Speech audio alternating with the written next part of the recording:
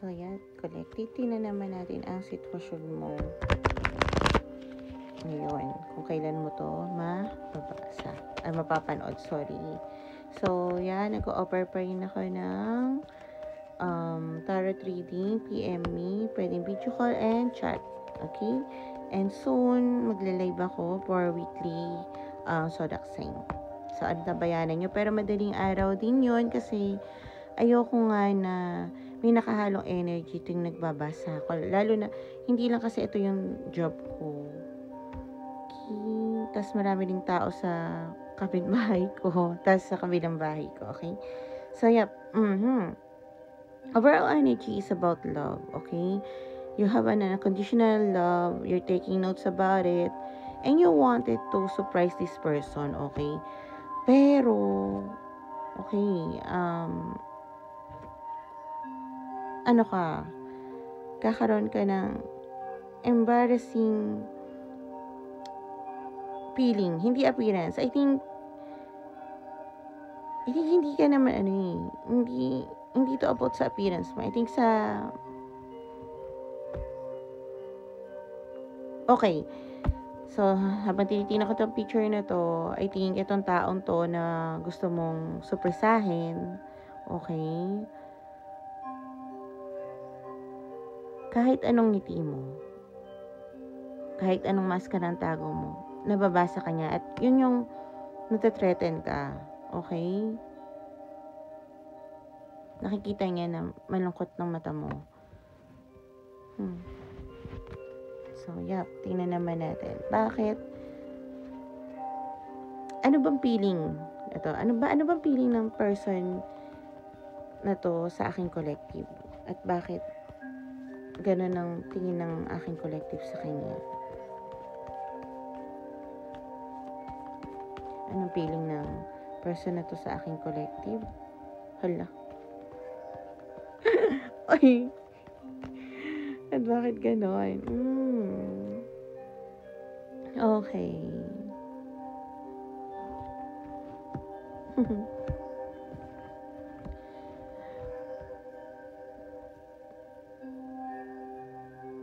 Our energy, itong taon to is feminine energy siya, okay? Maaring businesswoman siya or nagkakilala kayo sa trabaho. Pentacles kasi andito. Okay? Wala kasi ang tingin kasi ng taong to sa'yo, independent ka nga naman, pero mahilig ka sa material din na bagay. Okay. Ang tingin ko naman sa kanya, yes, mahilig din siya sa material na bagay. Pero ang pinakaiba nyo lang siguro is hindi ko alam. Pero yung sa kanya is hindi, dahil kasi sa Queen of Pentacles ko nakikita mo, nature pa rin naman yan. Kumbaga kung ano yung siguro yung mga magpapasaya sa kanya, yun. Hindi yun nakikisabayan siya sa mga tao, sa mga paligid niya na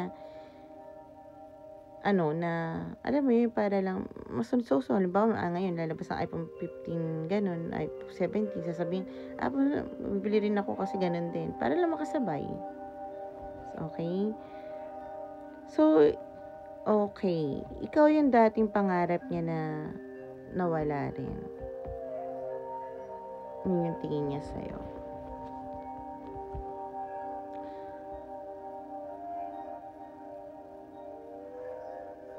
Self-righteous ka. Okay? Yun yung tingin niya rin sa'yo. No, sabi ko na may tsura ka eh.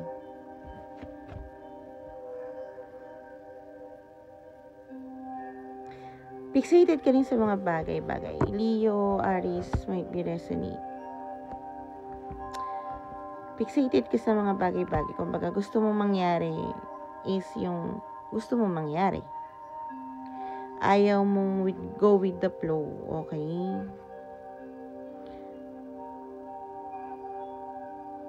Pero nakikita naman niya na naghahanap ka ng balance sa sarili mo. Medyo nagja-juggle ka lang sa life mo at sa pera mo sa ngayon. Yun yung nakikita niya sa'yo. So, kahit na alam nyo na may red flag ka, lahat naman tayo meron. Kaya, huwag ka masyadong mag-aalala. Mababago naman natin, lalo na pagka, alam mo yun, yung may taong nagsasabi sa atin na mali tayo at ma-realize natin na totoo yun. Kasi usually, tingin ko kaya ako nasasabi to, may mga tao sa paligid mo na, paano ko sabihin, na binubus yung ego mo. Gumawa ka ng mali, kumbaga ba, kung kayo dati nito, ng person na to, ng loko ka, sasabihin, okay lang yan, hindi pa naman kayo kasal, parang ganon. May mga taong, ay, nagano ka, cheat ka, okay lang yan, iyaan mo niyan, importante, huwag mo na ulitin, yung ganon. May mga taong mali tayo na nakakasama, pero it works for them. Sabi nga ni Carlos Agassi, do what works for you. Okay? So, ikaw, alam mo naman din yung siguro, tingin ko naman, alam ko rin na, alam mo yung mali sa'yo.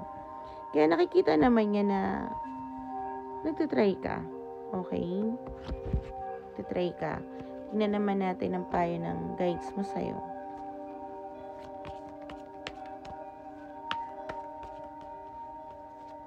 At isa alam niya, hindi siya yung victim mentality.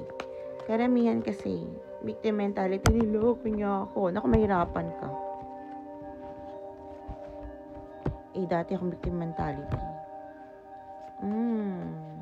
Once na lumapit ka sa taong to, dahil nga sabi ng energy mo, nakikita niya nga yung kung ano ka talaga, gusto mo malaman. Sabi ng guides mo, magkakaroon ka talaga ng strength para mapuntahan to dahil sobrang passionate ka sa taong to. Mahal mo. Anong magagawa? Mahal mo na. Yun na yun. So, yep. May magbabago talaga sa inyo kung saan dati na nawasak na tingin mo yung pundasyon nyo noon na nawasak. Magkakaroon kayo ng change. Sun and Moon. Yin and Yang. Higher soul connection. At lahat ng peers mo, Sagittarius might be resonate. Leo might be resonate. Lahat ng peers mo at lahat ng agam-agam mo sa sarili mo, once na pumunta ka sa person na to, makikita mo na, sorry, mali ka na naman. Hindi siya, alam niya may mali ka, pero alam niya na kaya mong baguhin. Alam niya pag pumunta ka sa kanya, makikita niya yung sincerity mo, mararamdaman niya. Dahil ikaw na mismo nagsabi. Nakikita niya kung ano ang tinatago mo sa maskara. Halimbawa, kung punta ka doon ng totoo yung sinasabi mo, matatanggap niya yun. Pero kung magsisinungaling ka, tapos nakikita niya sa mata mo na sinungaling ka, hindi niya matatanggap yon. Pero dahil nakikita ko dito na sabi ng guides mo na may change at mapapataob mo lahat ng agam-agam mo, sinasabi ng ibang tao, sinasabi ng utak mo, sinasabi ng shadow side mo, totoo ang sasabihin mo at magkakaroon kayo ng pagbabago sa sitwasyon na kung ano man ang meron kayo.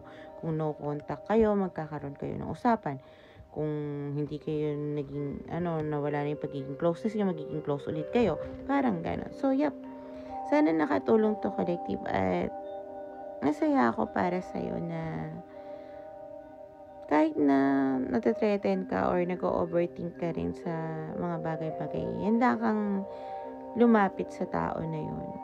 Maaaring may mga ibang tao na magko-comment na naman sa akin na nakikipag-away sa akin na may mga tao na hindi pa heal. Pero once na heal na kayo, maintindihan nyo ko na para sa inyo sinasabi ko. Sabi ko nga, kaibigan nyo rin ako. Okay? So, sana nakatulong to and bye.